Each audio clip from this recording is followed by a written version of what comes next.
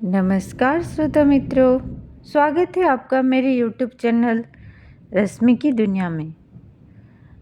आज हम गद्य साहित्य के असाइनमेंट के और एक प्रश्न की विवेचना करेंगे, जो है कुटज की वैचारिक पक्ष। कुटज के आरंभ में द्विवेदी जी हिमालय के सौंदर्य का वर्णन करते हुए कहते हैं, फिर वे कालिदास के कथन को उद्धृत करते हुए कहते हैं कि हिमालय पृथ्वी का मानदंड है।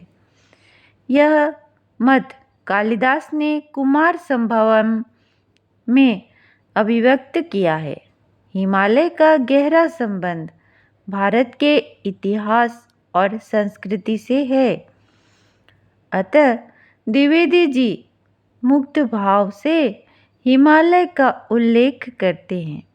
यहीं पर शिवलिंग की पहाड़ियाँ हैं। शिवलिंग का अर्थ करते हुए द्विवेदी जी कहते हैं, शिवालिक या शिव की जटा जूट से निचला हिस्सा ही तो है।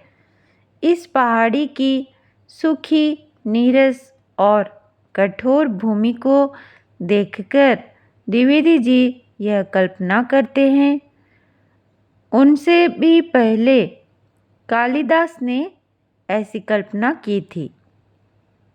यहाँ पर द्विवेदी जी तथ्यात्मक विवरण प्रधान पंक्तियाँ लिखते हैं। यदि हिमालय समाधिस्थ महादेव की प्रतिमा है, जैसा कालिदास ने लिखा है, तो उसी समाधिस्थ महादेव के अलग जाल के निचले हिस्से का प्रतिनिधित्व यह गिरि श्रृंखला कर रही होगी।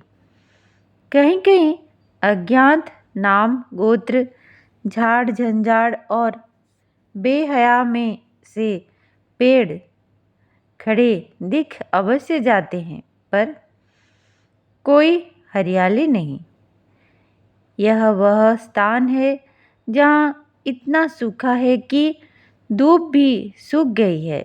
इतने सूखे में पानी कहाँ से आता है? यहाँ पर जो यह ठिंगना सा पेड़ दिखाई दे रहा है, यही तो कुटज है।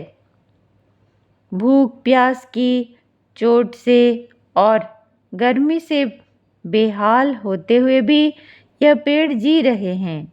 न केवल जी रहे हैं, वरन आनंद मग्न है। इस विवरण के बाद द्विवेदी जी की भावुकता सक्रिय होती है और फिर उनके मन में विचार आता है, जो पेड़ इतने अभाव में भी इतना खुश है, क्या वे बेहया हैं या मस्त मौला? दोनों विपरीतार्थक शब्द हैं। इन वृक्षों के लिए आप किसी भी शब्द का प्रयोग कर सकते हैं। यहाँ द्विवेदी जी कुटज से छिटक कर मानव के जीवन पर आ जाते हैं और टिप्पणी करते हैं कि जो लोग बेहया दिखते हैं, दरअसल वे बेहया नहीं होते।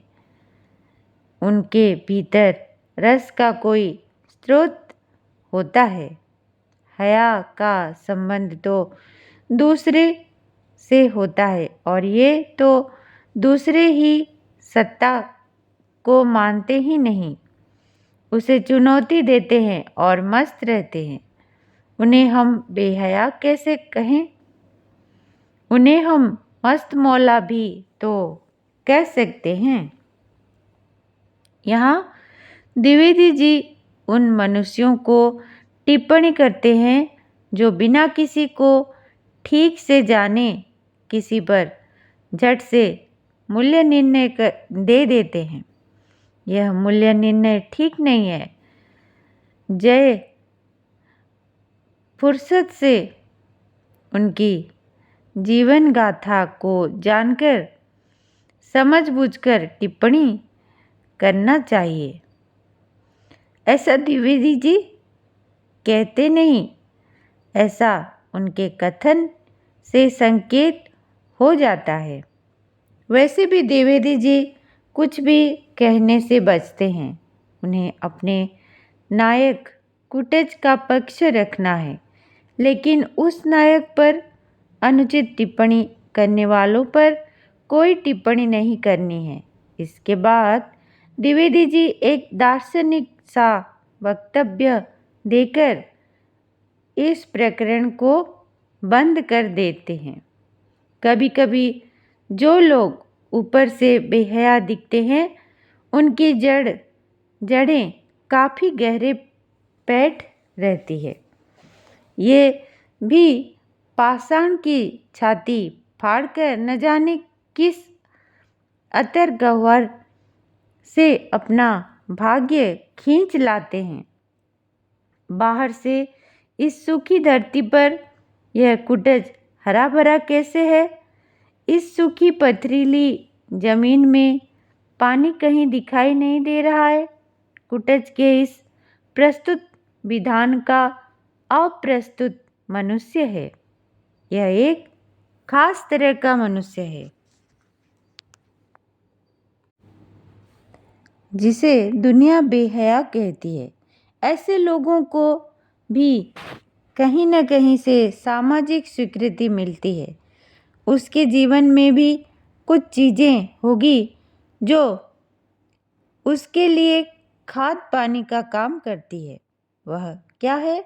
इस प्रश्न को द्विवेदी जी अनुत्तरित छोड़ देते हैं। सामान्यतः लोग इस प्रश्न का उत्तर नहीं जान पाते हैं। वे स्वयं भी अपना सच कहाँ अभिव्यक्त कर पाते हैं। जहाँ पर कुटज है, वहाँ यह अकेला नहीं है। यह और भी कई पेड़ हैं जिन्हें लेखक नहीं जानता, उनकी शील भी नहीं जानता। इन्हीं पेड़ों के बीच फूलों से लदा हुआ यह अलमस्त पेड़ है कुटज। यह उजाड़ का साथी है। यहाँ पर कोई फलदार पेड़ नहीं है। ऐसी जगहों पर सिर्फ झाड़ झंझाड़ है, पर यह पेड़ आत्मीयता से भर देता है। यह आत्मीयता लेखक में भी आ गई है। आशा करती हूँ आपको इससे असाइनमेंट में कुछ मदद मिला होगा। धन्यवाद श्रोता मित्रों।